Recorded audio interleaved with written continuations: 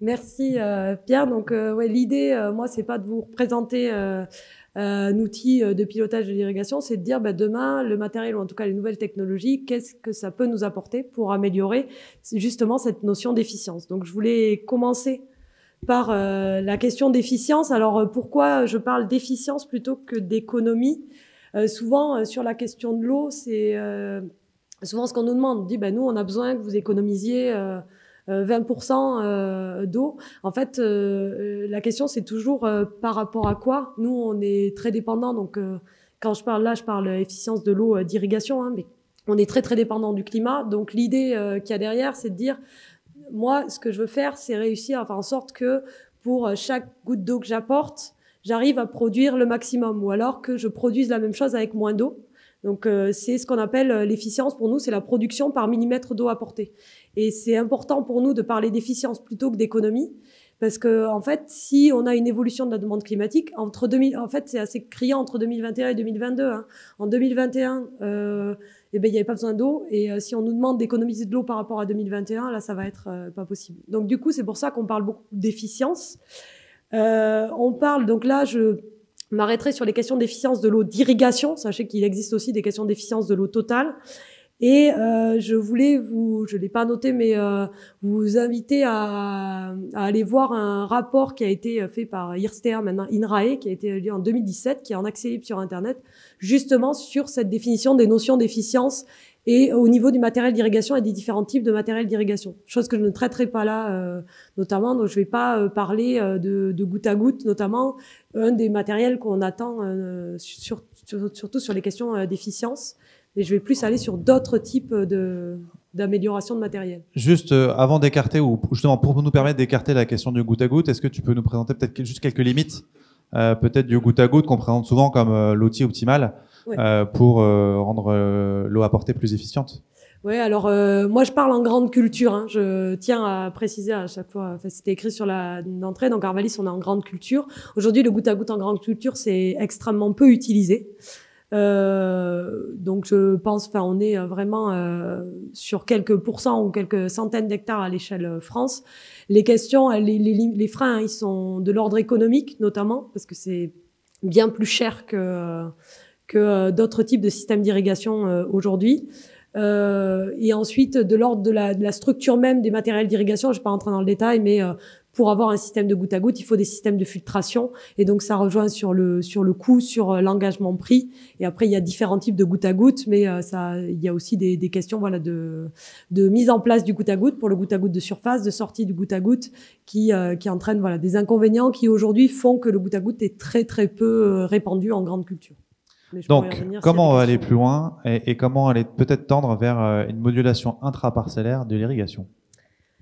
Et donc, merci Pierre. Du coup, l'idée, c'est quoi la signification d'amélioration de cette efficience à l'échelle du matériel et notamment sur la question de la modulation intraparcellaire de l'irrigation. Donc là, je mets une belle photo des industries Valmont. Donc, sur la modulation intraparcellaire de l'irrigation. Donc, qu'est-ce qu'on appelle la modulation intraparcellaire de l'irrigation? Je vais vous mettre là, il y a deux formes de modulation. Soit, donc c'est toujours, moi je vais parler toujours sous pivot, hein, donc c'est pour ça que vous avez des grands ronds, c'est vu d'en haut, c'est des pivots d'irrigation. Donc il y a deux formes de modulation, une forme de modulation qui est plutôt répandue en France, hein, qui s'appelle la modulation de la vitesse d'avancement. Donc c'est ce que vous voyez là, les différentes couleurs. En gros, vous pouvez par secteur mettre une dose d'eau différente. Souvent, cette modulation, elle est très utilisée quand on prend des énormes pivots et qu'on met plusieurs cultures différentes sous un pivot. Donc, on met pas la même dose en fonction de la même culture. Ça existe aussi en enrouleur. Donc, la plupart des enrouleurs en France sont équipés de modulation de vitesse d'avancement. Par contre, en termes d'utilisation, je pense que pas un seul agriculteur qui module sa vitesse d'avancement sur enrouleur. Et la deuxième... Pardon de te couper, oui. Pourquoi ? Parce que je pense que en fait déjà il faut réussir à trouver des carrés. Déjà il faut avoir la carte, donc on va le voir après sur des questions de modulation transparcellaire. Après il faut que les carrés ils collent à nos limites de parcelles et de zones. Et ensuite ça rajoute en plus du temps en déplacement de l'enrouleur en remettant le point GPS. Donc aujourd'hui non, c'est très peu usité. Voilà. Et la deuxième modulation, donc celle qui va nous intéresser aujourd'hui, c'est ce qu'on appelle la modulation de l'ouverture des buses, où en anglais, aujourd'hui, elle est commercialisée sous le nom de VRI, donc Variable Rate Irrigation. Et en fait, c'est ça là, ce que vous voyez en photo. En fait, l'idée, c'est de dire, je peux moduler ma vitesse, mais je peux aussi moduler mon ouverture et fermeture de vanne, et donc faire en sorte que sur un point, un pixel de ma parcelle, je puisse mettre une dose donnée à un endroit donné et différente entre deux pixels. Et il y a deux approches après pour essayer de travailler sur cette modulation intraparcellaire. Donc la première, c'est de dire je module sur une dose moyenne. Donc c'est souvent ce qui est fait, parce que c'est des technologies qui viennent pas mal des États-Unis. Souvent ce qui est fait aux États-Unis, c'est en gros, je dis à l'échelle de ma parcelle, je veux mettre 30 mm d'eau. Et il y a des zones où je vais mettre 20% de moins, et il y a des zones où je vais mettre 20% de plus. Mais au global, j'aurais toujours mis 30 mm d'eau sur ma parcelle. Donc j'ai pas d'économie d'eau, mais l'idée c'est d'augmenter mon efficience via, je mets toujours le même volume d'eau à l'échelle de ma parcelle, mais je gagne plus de rendement. Et la deuxième approche, c'est de dire, je calcule la bonne dose à chaque pixel en spatialisant. Alors j'ai mis bilan hydrique parce que nous on utilise bilan hydrique, mais on peut aussi utiliser des sondes positionnées sur des cartes. L'idée c'est de la spatialisation de modèles et où on va calculer une dose réelle pour chacun des pixels. Donc là, ce que je vais vous présenter, c'était ce qu'on avait fait, donc une évaluation théorique à la base de ce qu'on pourrait attendre de la modulation intraparcellaire de l'irrigation sur une parcelle type. Donc c'est une vraie carte de réservoir utile, mais c'est un peu une fausse parcelle. Et vous comprendrez après pourquoi la question de la. Alors je vais présenter des chiffres, mais je veux le dire en préambule, la question de la rentabilité de ces systèmes dépend fort de l'indice d'hétérogénéité parcellaire à la base. C'est-à-dire que si on a des parcelles très hétérogènes, ça va sûrement être plus intéressant qu'une parcelle où il y a que 2 réservoirs utiles avec très peu de différence. Et donc, il n'y a pas vraiment, aujourd'hui, d'études. Il y a quelques travaux qui ont été faits notamment aux États-Unis sur des questions de rentabilité de ces systèmes-là, mais aujourd'hui, il n'y a pas d'études qui font consensus sur la rentabilité de cette technologie. Donc là, on a le préalable, c'est d'avoir une carte de réservoir utile. Du coup, une carte de résistivité. Donc déjà, comment on fait pour avoir une carte de résistivité? C'est des machines. Alors je vais pas rentrer dans le détail là parce que c'est pas ma spécialité, mais en gros, il y a des structures qui proposent ça, donc où on passe avec des machines pour avoir des impulsions électriques au niveau du sol et puis réestimer en fait des différences. On remarque des différences dans le sol et ça nous crée une cartographie. Parfait. Tadam. Et ensuite, nous, on couple ça à des sondages tarières pour estimer le réservoir utile selon les zones prédéfinies par la carte de résistivité. Et c'est ça qui nous permet, en agrégeant le tout, d'avoir des cartes de réservoir utile à l'échelle d'une parcelle. Donc déjà, c'est un travail en soi d'obtenir la carte de réservoir utile. Et là, le travail que je présente, c'est autour du réservoir utile, mais néanmoins, la modulation intraparcellaire, elle pourrait se faire, je fais le lien avec ce qu'on a vu ce matin, notamment la présentation de Terranis, l'idée d'avoir une image satellite pourrait aussi permettre de spatialiser selon aussi le développement de la plante et pas que selon le réservoir utile. Et là, nous, on est parti déjà sur une première base d'avoir le première hypothèse, en tout cas, dans ce cas particulier, on part sur le calcul d'un réservoir utile. C'est ça. Donc là, ce que vous voyez, c'est la présentation de l'irrigation si j'irrigue sans modulation. Donc j'irrigue partout avec la même dose. Si je fais un apport d'eau par secteur, donc là, vous voyez déjà les couleurs commencent à être compliquées parce qu'entre ma carte de départ et ce que je mets comme dose d'eau dans les secteurs, alors l'idée c'est que je mets une dose d'eau différente en fonction des couleurs. Déjà il faut choisir. Alors là on a fait le choix de prendre le sol qui était le plus représentatif du secteur. Voilà. Donc, et là sur cet exemple-là, on est sur une des modalités de modulation que tu as présentées. Ça, c'est de la modulation par secteur. Par secteur. Et la troisième modulation, c'est ce qu'on appelle la segmentation par électrovanne. Et donc là, l'idée, c'est pour une zone donnée ou un pixel donné, on va mettre la bonne dose d'eau au bon endroit. Et donc, on va beaucoup plus coller au réservoir utile du sol. Et donc là, je vais vous expliquer comment rentrer dans ce tableau, mais c'était pour donner un exemple. Donc là, c'est un exemple pour une parcelle de 50 hectares. On imagine qu'il y a 10 hectares, c'est de réservoir utile 180 mm, 20 hectares, un réservoir utile de 120 mm, et 20 hectares, un réservoir utile de 80 mm. Donc, en gros, j'ai des grosses différences dans ma parcelle. Et là, j'ai défini, c'est dans le sud-ouest, on est sur une année médiane ou sur une année sèche. Alors, soit j'irrigue de manière homogène, donc déjà j'ai deux manières d'irriguer de façon homogène, et c'est ce que je reprends, ce que disait Serge au début, il disait les sondes capacitives, je préfère les mettre dans la zone la plus pénalisée de la parcelle. A priori la plus limitante, quoi. Voilà, donc soit on réfléchit sur le RU le plus faible, soit on réfléchit sur le réservoir utile moyen. Et donc là, sur le réservoir utile le plus faible, dans notre parcelle du sud-ouest, on a besoin, donc on est en maïs, de 240 mm. Pour un volume, donc on a recalculé le volume, ça fait 120 000 m3. Et donc on a estimé un rendement à 130 quinto-hectares. Donc là, c'est plus pour l'exercice, vous n'arrêtez pas sur le chiffre en tant que tel, et ce qui nous donnait une valeur de production. Et notre idée, c'était de dire, déjà, si on irrigue par rapport au RU moyen et pas par rapport au RU le plus faible, combien j'économise potentiellement d'eau? Donc là, sur mon cas type, j'économise 20 000 m3, mais néanmoins, je perds 25 tonnes de production. Si je fais de l'irrigation modulée, donc c'est-à-dire si je vais moduler ma dose entre 140 et 240 mm, eh ben, si je fais le recalcul, c'est que théorique, je vous l'aurais dit, j'arrive à économiser à peu près le même volume d'eau, mais sans perdre de rendement. Donc c'est là où j'ai complètement maximisé mon efficience. Et si je regarde sur une année sèche, eh ben, on économise quand même en pourcentage moins de volume d'eau, mais on a toujours la même dynamique. C'est en gros la différence entre là et là, c'est là on est une année médiane, là on est une année sèche. Mais l'idée c'est qu'à chaque fois on arrive à améliorer l'efficience théoriquement avec ce type de système.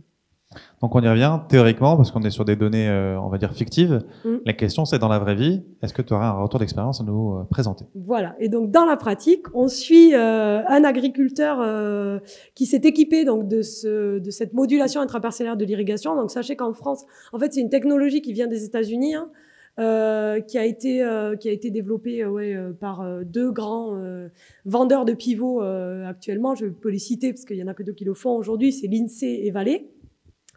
Et donc, en France, on trouve que des l'INSEE. Il y en a 5 ou 6 dans le sud-ouest et il y en a un en Rhône-Alpes. Et donc, c'est l'agriculteur qu'on suit aujourd'hui. Donc, il a une parcelle de 65 hectares dans l'Isère et il a un pivot qui est équipé du système donc qu'on appelle VRI, qui a été mis en service en 2020. Donc déjà, vous voyez, pour la chronologie du fonctionnement, on a été faire en 2020 notamment, on a travaillé sur des questions de conductivité ou résistivité. Retenez, c'est à peu près la même chose, c'est pour faire les cartes de réservoir utile. On a été faire des profils pédologiques, on a été faire des sondages tarières pour recaler notre carte de réservoir utile. On a été faire des analyses physico-chimiques pour bien connaître notre sol. Donc déjà, il y a un gros travail au préalable. J'allais dire, il y a un gros boulot, tu t'insistais là-dessus en introduction sur ton cas théorique, mais là, on le perçoit bien. Donc là, on a passé quand même pas mal de temps pour analyser ça. Ensuite, on a construit la carte des réservoirs utiles de la parcelle. Donc il a fallu la construire, faire en sorte. Donc là, vous avez un trou tout simplement parce qu'en 2021, il a tellement plu qu'on n'a même pas été faire le travail. Mais en gros, retenez que si on avait continué, on serait au printemps 2021 et été 2021. Et au printemps 2022, il a fallu travailler avec l'INSEE pour insérer les cartes de réservoirs utiles et programmer le pivot et tester le fonctionnement. Parce que c'est pas si simple que ça en termes de format, de fichier, de savoir quel type de carte on intègre et comment on l'intègre et ensuite comment on la prend en compte. Tiens, un petit sujet d'interopérabilité peut-être. Ouais, léger, oui. Donc sur des questions d'interopérabilité et ensuite au champ il y a toute la question. Donc nous on a émis des suivis de sondes tensio, on a fait tourner des bilans hydriques, on a mis des pluviomètres sous le pivot, en dehors du pivot, on a mesuré au niveau des plantes et des cultures parce que c'était suivi, mais globalement la question c'est de savoir ok, maintenant j'ai une technologie qui me permet de moduler. Mais finalement, comment je prends en compte en fait toute la difficulté matérielle, c'est-à-dire que je sais que j'ai un tour d'eau, c'est-à-dire je sais que je peux pas revenir avant 2 jours sur ma parcelle. Est-ce que je mets plus d'eau à l'endroit où le sol est plus profond, ou finalement est-ce que je mets moins d'eau parce qu'il a moins besoin et plus d'eau là où c'est plus superficiel? Est-ce que je reviens plus vite ou moins vite? Et en fait, toutes ces questions-là aujourd'hui, c'est un peu tout le champ d'études et de recherche que nous on essaie de mener et qu'on souhaite mener avec d'autres, mais aujourd'hui, c'est assez pauvre sur ça. C'est-à-dire qu'aujourd'hui, on a la technologie en main, les agriculteurs l'ont en main, mais comment on l'utilise et comment on la relie à l'agronomie, aujourd'hui, le champ est vaste et il n'est pas encore clair. Juste pour être sûr de bien comprendre, on parle d'un autoguidage du pivot en fonction justement de la carte de réserve utile et sa programmation. Je sais pas ou est-ce que c'est à la mano que l'agriculteur doit faire tourner le pivot Non. Ouais, voilà. Il y a un point GPS, il y a une, je sais pas si on voit la photo là, ouais, voilà. Donc là, c'est chez l'agriculteur. En fait, il y a une console, je l'avais pas ouverte, mais il y a une console en plus de la console du pivot, ceux qui connaissent le pivot, et dans lequel on met la dose. Et après, ben, notamment, enfin, pour la petite anecdote, donc là, c'était un exemple d'une sortie cartographique de la console du pivot qu'on a fait au 7 juillet. Mais par exemple, si on veut mettre, donc là, c'est nos parties découpées. Donc, on fait en sorte qu'il irrigue pas le soja et le blé, et puis on fait différentes doses sur les différents types de sols. Et ben, si on veut, par exemple, là, j'ai mis 20 et 30 mm, et si je veux mettre 15 ou 20 mm, il faut que je rentre une carte. Par exemple, il me faut autant de cartes que j'ai de doses différentes sur sur des questions de praticité. D'ergonomie, mais c'est pas voilà. complètement simple. Donc voilà. Donc aujourd'hui, nous, notre objectif là avec cette parcelle, c'est de travailler notamment la faisabilité technique. Mais demain, on perd pas espoir de travailler sur justement cette question d'intérêt technico-économique et de question de rentabilité de ces systèmes-là. Et demain, voilà, à quel coût il faudrait que ce soit mis en place pour que l'agriculteur y voit une plus-value sur. Un intérêt à avoir une approche collective avec plusieurs agriculteurs d'un même coin qui pourraient partager ce type d'outils. Ah oui, c'est sûr que ça aura un gros intérêt, mais c'est extrêmement cher. Donc aujourd'hui, il y a moins de 10 agriculteurs en France qui ont ça, donc on va peut-être pas réussir à avoir l'approche collective qu'on voudrait.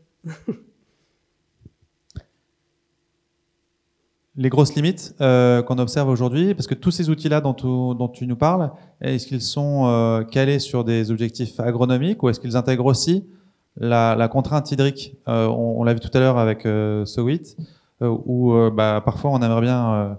il y a une différence entre le souhaitable et le possible. Est-ce que justement ces outils-là, et puis même ceux qu'on a vus jusqu'alors, intègrent ce possible avec ces contraintes hydriques en termes de volume comme donnée d'entrée? En fait, la plupart des outils qu'on a vus ce matin et ce type de matériel, en fait, c'est toujours basé en conditions de ressources qu'on appelle non limitantes, ou alors la ressource elle est contrainte mais par le débit journalier. Et en fait, demain, et c'est ce que disait Léa, il me semble, de Sowit, demain, comment on fait si j'ai un volume qui est inférieur à ce dont j'ai besoin pour irriguer ma culture? Et en fait, toute la question, c'est demain, est-ce que la technologie peut nous permettre, couplée à ces types de matériel ou à d'autres outils de pilotage, peut me permettre d'aider l'agriculteur pour justement gérer ce qu'on appelle cette ressource contrainte. Donc, qu'est-ce qu'on appelle ressources contraintes? C'est des situations, c'est un peu situations dans lesquelles la conduite de l'irrigation ne permet pas de suivre la stratégie hors contrainte de l'agriculteur. Donc, on appelle ETM ou autre.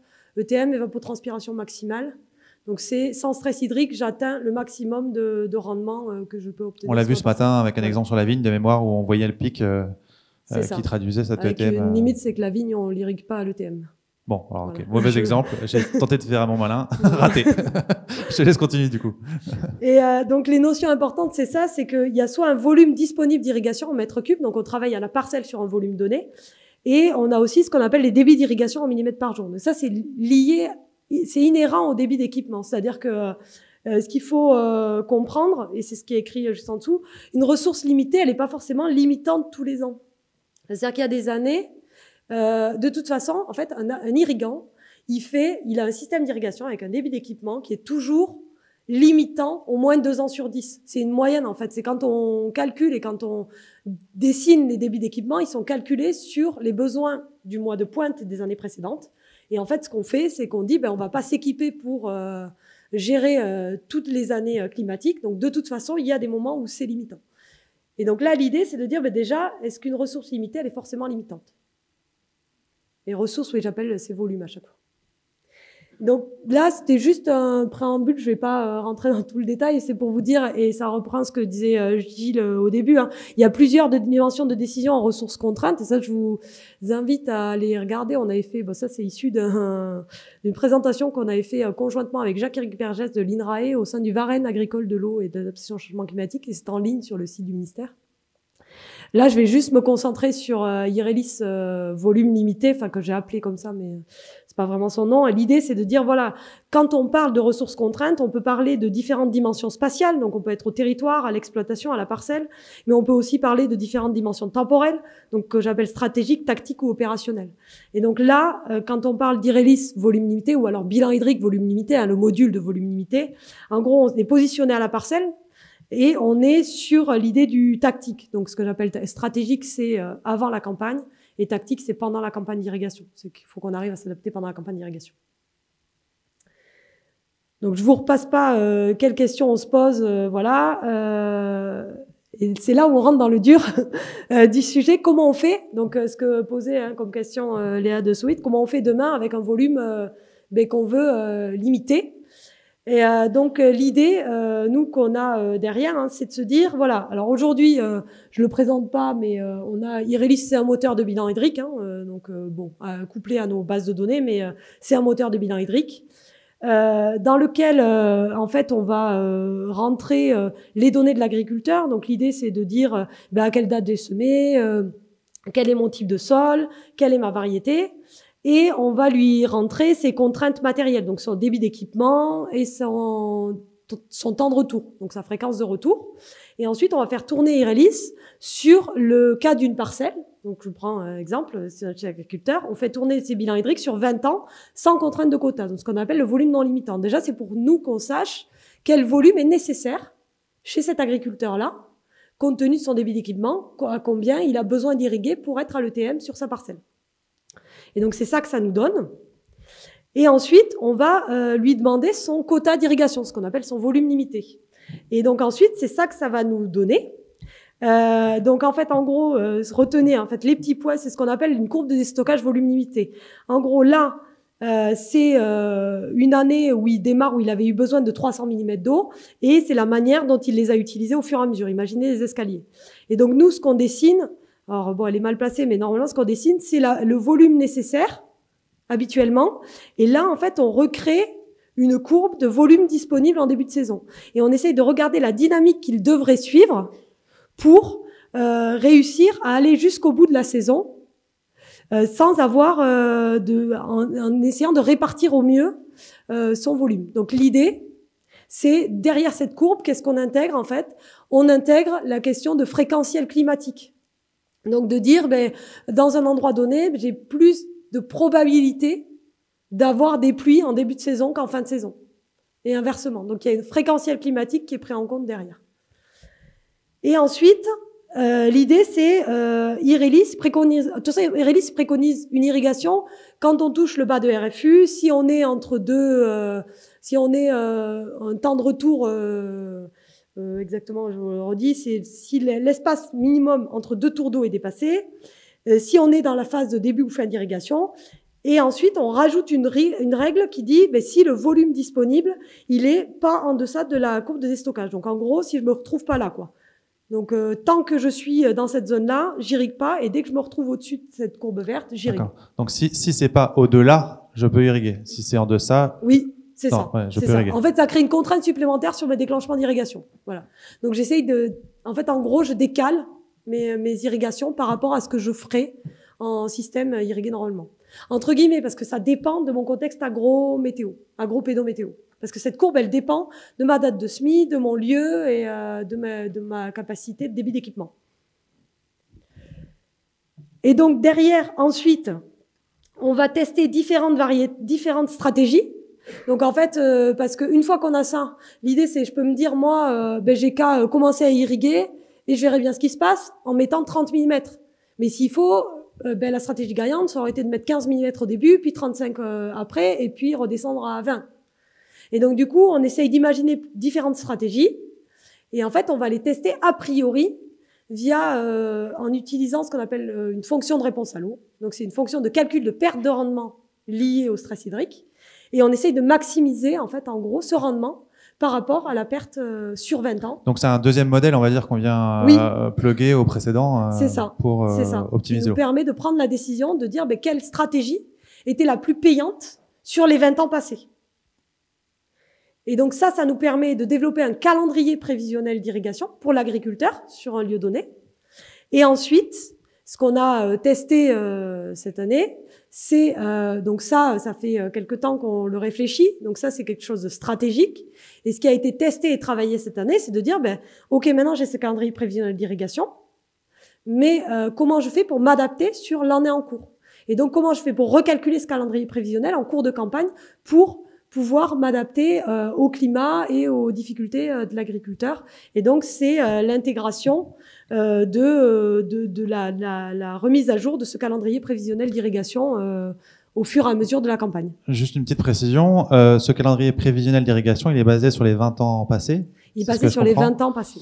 Or, dans un contexte de changement climatique, j'imagine que la corrélation entre ce qui s'est passé hier et ce qui va se passer demain, elle est moins bonne. Est-ce que ça impacte ce travail? Après, forcément, la stratégie va être préalablement choisie, mais on peut adapter la stratégie en fonction du climat qu'on rencontre. Donc, c'est-à-dire, parce que, en fait, même si on regarde sur les 20 ans passés, il y a forcément, en fait, si on se dit, 8 ans sur 10, il pleut au printemps, en fait, on peut tomber sur une année où il n'a pas plu au printemps. Donc, l'idée, c'est vraiment d'avoir, déjà, au préalable, d'étudier le volume et ensuite de pouvoir se réadapter au climat en cours et au prévisionnel, mais à 15 jours, quoi, pas plus loin. Voilà. On le fait pas tourner sur des scénarios climatiques futurs pour la simple et bonne raison que on colle pas, les 20 ans des scénarios GIEC, on va pas coller sur le climat réel ni sur le climat futur. Et donc là, c'était juste un exemple de ce qu'on avait pu faire pour un lieu qui est Gaillac, qui est à côté d'Albi, dans le sud-ouest. Donc c'est une de nos plateformes d'irrigation, donc c'est souvent là qu'on travaille. Et donc c'est juste le stratégique que je vous présente, parce que le tactique sera notamment présenté si des gens sont, je crois que c'est le 26 janvier, aux Journées de l'innovation à Labège, organisées par Teasing. Voilà. Du coup, là, sur les questions stratégiques, c'est juste présenter un peu ce qu'on peut faire. Là, c'est de dire, déjà, si j'ai un volume disponible de 200 mm, 275, 150, 125, combien d'années sur 20 il est limitant ou pas? Donc, c'est-à-dire déjà essayer de caractériser pour l'agriculteur sa limite. Et ensuite, là, c'est un peu des exemples de ce qu'on peut sortir. C'est pas du tout ce qu'on présentera à l'agriculteur, hein, je vous rassure. L'idée pour l'agriculteur, c'est qu'il ait un calendrier prévisionnel, que ce soit assez facile pour lui de lecture. Là, j'ai juste montré ce qu'on avait pu faire par le passé sur cette parcelle pour un peu expliquer ce qu'on fait, c'est-à-dire que on teste différents scénarios et on regarde les pertes de rendement. Donc là, c'est petit R, c'est le rendement avec stress hydrique, et grand R, c'est le rendement sans stress hydrique. Donc l'idée, c'est un pourcentage de perte qu'on voit. Et donc l'idée, c'est j'essaye d'avoir les stratégies qui, en moyenne, s'en sortent le mieux. Donc j'essaye d'éviter les stratégies qui se cassent complètement la figure, par exemple celle-là, même s'il y a des années où elles seront excellentes. Mais l'idée, c'est je vais sélectionner la stratégie qui, en moyenne, s'en sort le mieux. Voilà, pour démarrer ma campagne. Voilà. Et là, c'était pour montrer que il y a certains volumes au niveau duquel on peut faire toutes les stratégies qu'on veut. La réflexion mène pas à grand-chose, on se casse la figure au bout d'un certain volume d'irrigation. Donc aujourd'hui, où est-ce qu'on en est sur ces questions de volume limité? Donc là, je vous présentais la théorie, ou en tout cas tout le travail qui a été mené. Notre idée, je ne devrais pas l'appeler Irelis VL, mais notre idée, c'est d'avoir un nouveau modèle, c'est une sorte de nouveau modèle, volume limité, associé au bilan hydrique. Irelis 2.0 qui permet l'irrigation de précision. Ce serait un module, en fait, sur des questions de modèle, vous avez quand on parle de modèle, on parle de plateforme de modélisation, et bien comme tu disais, on a mis une brique de fonction de réponse à l'eau, et ben c'est une brique de module de décision en volume limité. Voilà. Et donc ça peut se mettre sur un autre bilan hydrique. C'est la question, c'est d'avoir cette brique de volume limité. Donc nous, notre objectif, c'est de continuer à la tester, en tout cas en 2023, et d'essayer de commencer à avoir peut-être pas vendus, mais essayer d'avoir un test un peu plus large à horizon 2024. Alors nous, on travaille, et c'est ce qui a été dit, je sais plus qui a parlé de questions de modèles mécanistes, de différentes approches. Si c'est Léo sur la question. Donc nous, on travaille sur des questions de modèles mécanistes, mais ici, c'est vrai qu'on est à la chaire agrotique, et sur les questions aussi. Je sais qu'il y a d'autres structures qui travaillent sur d'autres approches, notamment des approches d'intelligence artificielle, de comment on fait pour que notion de machine learning, comment on fait pour réussir à faire en sorte que au bout de plusieurs années d'apprentissage ou alors de grosses bases de données, on puisse décider des prises de décision d'irrigation sans forcément avoir l'explication, avec des formes de boîte noire, l'explication de pourquoi ça fonctionne, mais que ça fonctionne. Et donc, il y a d'autres perspectives sur ces approches d'irrigation qu'on appelle suboptimales, parce que souvent on entend irrigation de résilience, mais personne définit très bien l'irrigation de résilience, donc on va préférer l'irrigation suboptimale. Voilà. Eh ben, merci beaucoup, Sophie. On peut l'applaudir pour cet exposé.